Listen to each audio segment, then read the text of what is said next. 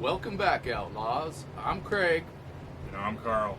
And we are the Masters of Disaster.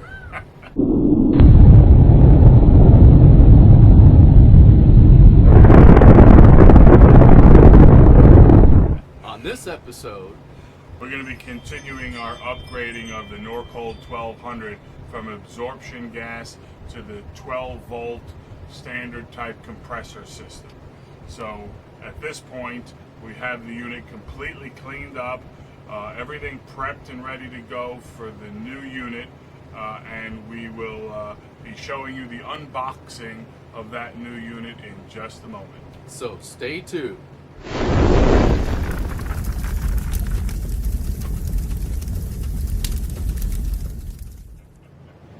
As you can see right here, we've got the back of the refrigerator all cleaned up, all the debris has been removed. We've also taken the time to put some tape back on here for insulation purposes. And we're going to go outside right now and do an unboxing on the new parts that have just come in. So here's our unit shipped directly from Dutch Air by JC Refrigeration. And this is how it comes on a pallet. And of course, we're thankful that the box and everything looks perfect, so we don't assume that we'll have any issues.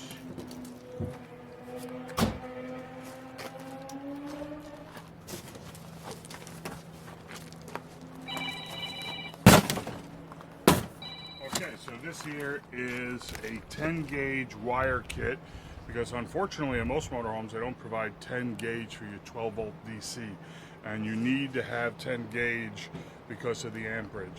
So this is my kit that I purchased from them. They sell them in different lengths so that you can upgrade your power source. So that's the first thing. We'll get that out the way. And then of course now we'll just go ahead and clean this all up and get everything all unboxed and uncovered. We'll see you in a minute. This is the back of the unit. As you can see up here, these coils are for the freezer, and this is for the refrigerator. And as we move around to the front, this is the whole unit. Down here you've got two compressors and your coils. Each one has a separate fan, one down here and one up here. The other nice thing is that they didn't pinch these tubes off right here and right here for each compressor, so this allows you a little freedom to work on these if you ever need to. Next, we're going to bring it inside and put it on the box, and that will be our next step. So one of the things for safety, in the kit comes a plug for your propane line. So you always want to make sure, obviously this will leak like a sieve if you don't cap it. So comes with a nice brass plug, and we'll just insert that in the line and tighten that up. You could as well, if you have the proper equipment, you could cut this line back and cap it, but we're just going to plug it for now, and if I decide later to cut it and cap it, I will. Welcome back, Outlaws. Okay, so we have our warranty here. So just so you know, it does come with a 3-year limited warranty, and they actually will extend it an additional 3 years for a 6-year for an additional cost. So nice to have that reassurance that what you buy is stood behind. Very, very detailed color instruction manual. I mean, this thing, I don't know how many, it's 60 pages long. I don't know why, but they're really, really detailed. So any question you might have, it's going to be in here in a color diagram and color photographs, so you can't really make a mistake. It is an awesome installation manual. Plus, they also have a video that you can go over prior to receiving your unit online as well. This unit right here is going to go into the refrigerator where the fins are. It attaches to the fins. It is the control unit for the temperature inside of the refrigerator and the temperature inside of the freezer. It has 2 different temperature displays, and the settings are available. There's little push button rotation knobs here so that you can set your temperature. It is preset already to 0 degrees for the freezer and 34 degrees for the refrigerator, but if you want to alter it, you can, just like in your regular refrigerator at home. And what this tells you is 2 temperatures for each unit. It'll tell you the temperature you have it set for and the actual temperature, so you know that you're functioning properly in both the fridge and the freezer. There's a motion detector and a light built into it, so every time you open that door, this light is going to come on. Your original light will not function because you've removed all of the controls and all that good stuff, so that's not going to function anymore. There is an on-off switch at the top to turn your refrigerator on and off. And then, of course, you have circulation fans, which, as we all know, we didn't have with absorption gas. And you'd have to take that little fan, maybe put it in the bottom. But these fans here are going to circulate the air inside of the refrigerator and pull that super cool air from the fins and get it to rotate inside of the refrigerator, much like you want at home. So a great unit. This is all, by the way, all 3D printed and very, very nicely made. It attaches using alligator clips onto the fins of the refrigerator, and of course this wiring will go through the body of the refrigerator to the AC compressor and the electrical components that are necessary for the operation. With this kit also comes the temperature connection that goes to the freezer section so that the control unit knows the temperature. Brand stainless screws, and they tell you, look, don't use the old screws. Putting it in, you could break one of those screws, and then trying to drill it out and do all that kind of stuff, that's going to be crazy, so you don't want to do that. They provide you with all brand new screws. And then this is a 3D printed holder that holds this little sensor inside of the freezer, along with all of the butt connectors necessary to make the wire connections to the unit itself and to the control board and stuff that's on the main unit.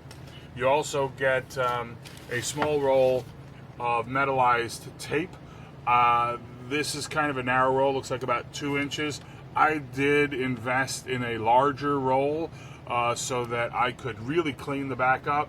You know, it's one of those things where they tell you it's not 100% necessary, but I would rather have the cleanest, best surfaces possible to seal my refrigerator, because any warm air sucked into that cold box will cause a temperature change and have it not function properly. So on this point, an ounce of prevention is worth a pound of cure, because you will never be able to fix this once it's all together. You'd have to remove everything. So we don't want to have to do that. So invest in a roll. I think this roll was like $28 at Home Depot. We also have the heat compound. It's a thermomastic.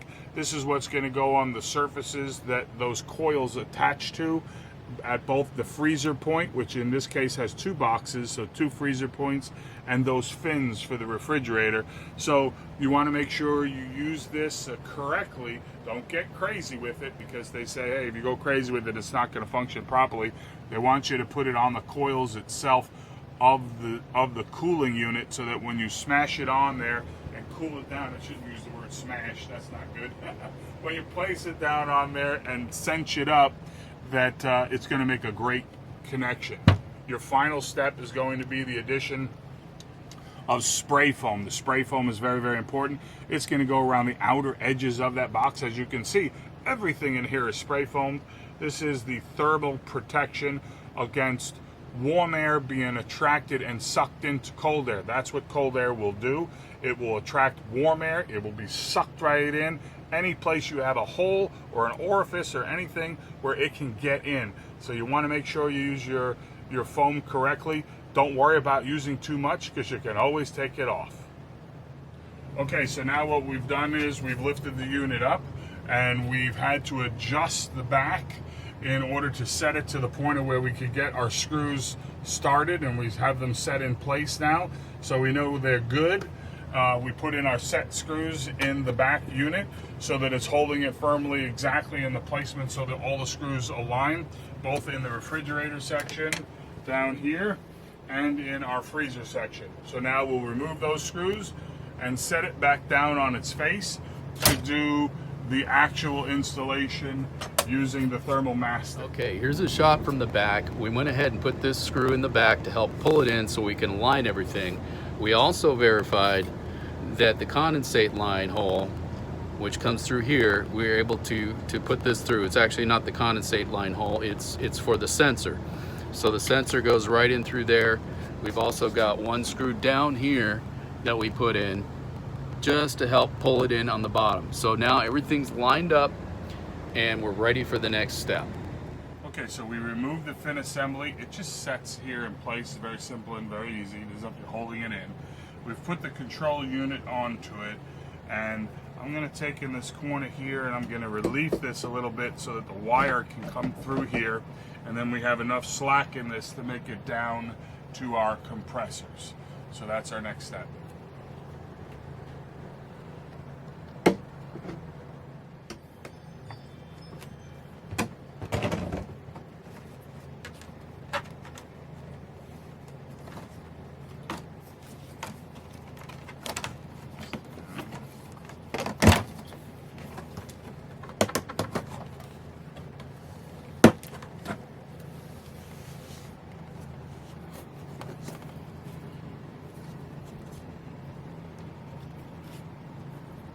So now that we got the control unit in and we got the wires all set there, we're going to go ahead and add our thermomastic to each one of these tubes all the way down the line. That's what's going to transfer the cooling effect to the aluminum plates.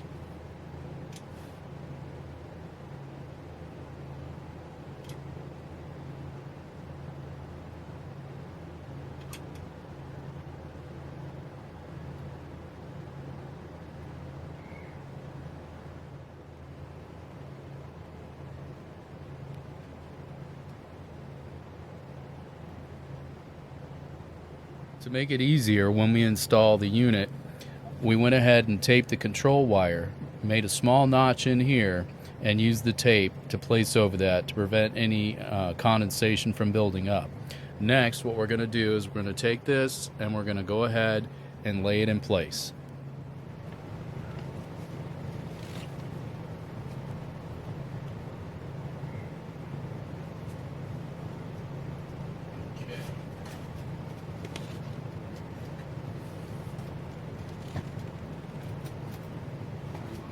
Condensation line. All important condensation line. Make sure you put that bad boy in. Alright, got it. Got it. Gently It keep, needs to come down to you. gently keep pressure on it. A little bit more. Okay, right there. I'm going to go ahead and set it in place. Okay, Ready? ready? Okay.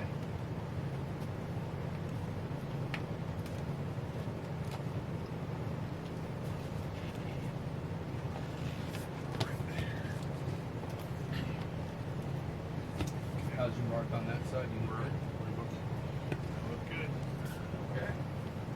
Now you screws, you have to go just a little bit fraction. Yeah, just right there. Perfect. Let me go ahead and set this one in right now.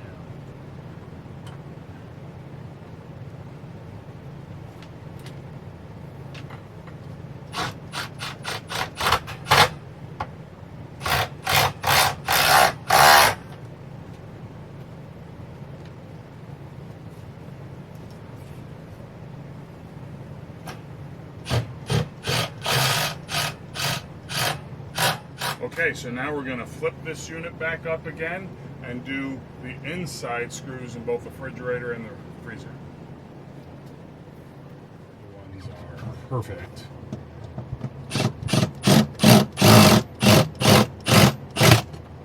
See, all I did was just push it so that it's straight now.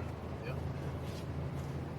So next we're going to remove our temporary installation of our control unit and install the 7 screws on the refrigerator section.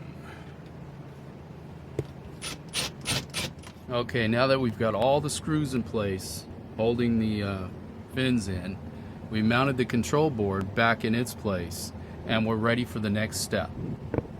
All right, next we're going to be threading the thermocouple here through this right here into the back of the fridge.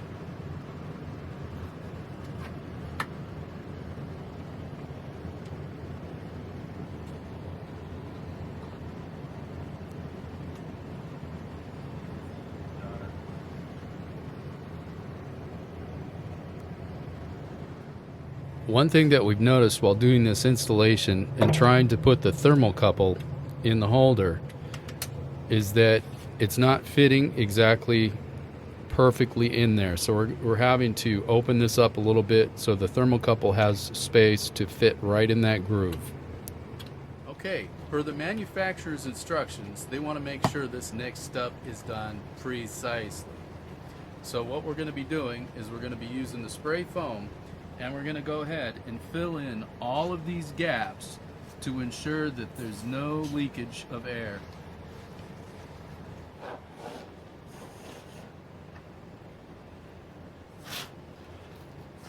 Also, it's very important to note that you get the fit right the first time, because if you have to go ahead and lift this back out to allow access to get this foam in there, you're also separating that thermal adhesive that you put in there between the coils. After we finish filling all the gaps with foam and it's cured properly and we trim it, the next step after that will be taking the aluminum tape and covering up all these areas. After we finished applying all the spray and insulation foam, we went ahead and let it cure for 24 hours. Then we took a sharp knife and we cleared off all the excess so we had a nice flat surface. Then we applied the aluminum tape to ensure that we didn't have any air leakage into the box. In the next episode, we're going to go ahead and slide the box in, wire it up, and fire it up. So see you in the next video.